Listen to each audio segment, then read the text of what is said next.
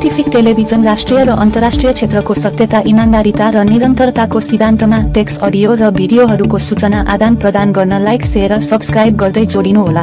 मुख्य हेडलाइन समाचारहरू सुन्नुहोस्। निर्वाचन वातावरण बनाउन तीनै तहको सहकार्य आवश्यक, प्रधानमन्त्री कार्की। मनासलु क्षेत्रबाट अलपत्र पर्यटकको उद्धार। विदेशमा रहेका नेपालीलाई मतदान अधिकार प्रदान गर्ने विषयमा छलफल। 8 पार्टी मिलेर बन्ने नेकपा समाजवादीको चुनाव चिन्ह 5 गुणे तारा। अक्टोबरमा 1.25 लाख पर्यटक नेपालमा, 10 महिनामा 9.5 लाख पर्यटक। फेवातालमा डुङ्गा पल्टिएर डुबेका 3 जनाको सकुशल उद्धार। विभिन्न जिल्लामा भएका सवारी दुर्घटनामा 8 जनाको मृत्यु। ट्राफिक प्रभागमा डोजर पुगेपछि महानगरलाई सिडिओ कार्यालयको पत्र, अहिले नभत्काउनुहोस्।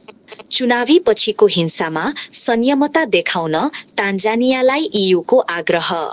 इसरोले गर्यो सबैभन्दा भारी उपग्रह प्रक्षेपण। युनुसद्वारा बङ्गलादेशी सेनालाई चुनाव अघि सुरक्षा सुनिश्चित गर्न निर्देशन। युक्रेनमा रहेका उत्तर कोरियाली युद्धबन्दीद्वारा दक्षिण कोरियामा बस्न अनुमति माग। अमेरिकाको हार्वर्ड मेडिकल स्कुलमा विस्फोट। भियतनाममा भीषण बाढी, 35 जनाको मृत्यु, हजारौं घर डुबानमा।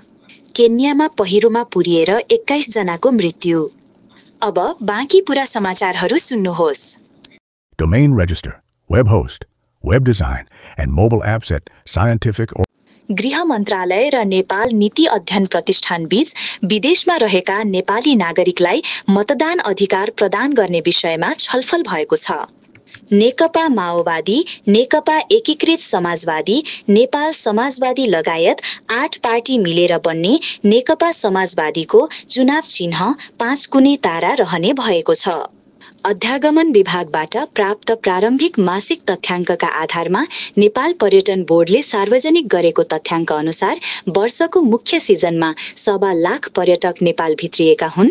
जनवरीदेखि अक्टोबरसम्मको 10 महिनामा कुल 9,43,716 पर्यटक नेपाल भित्रिएका छन्।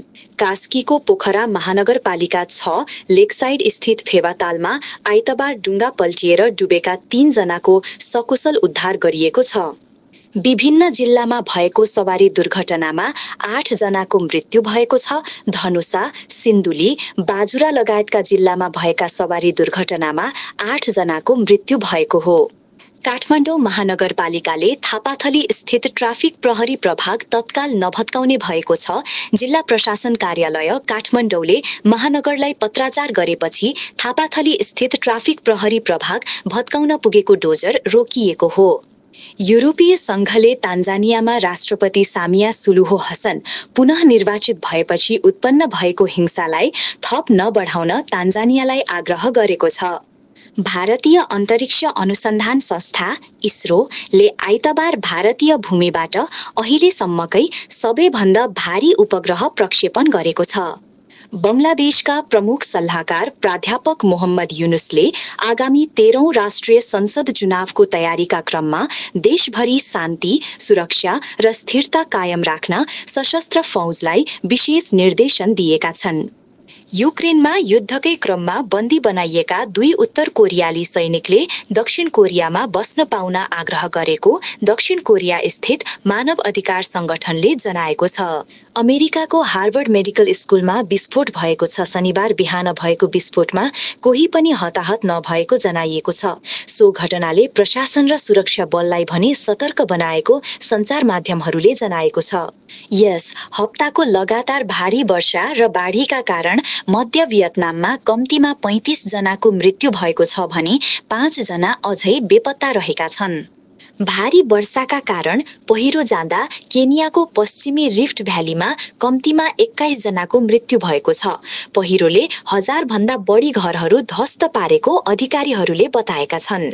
एलोपेथिक, होमियोपेथिक, आयुर्वेदिक हस्पिटलहरूको औषधिबाट निको नभएको पाइल्स, फिसर, फिस्टुलाहरूको समस्या 10-15 दिनभित्र नै 100% निको पारो।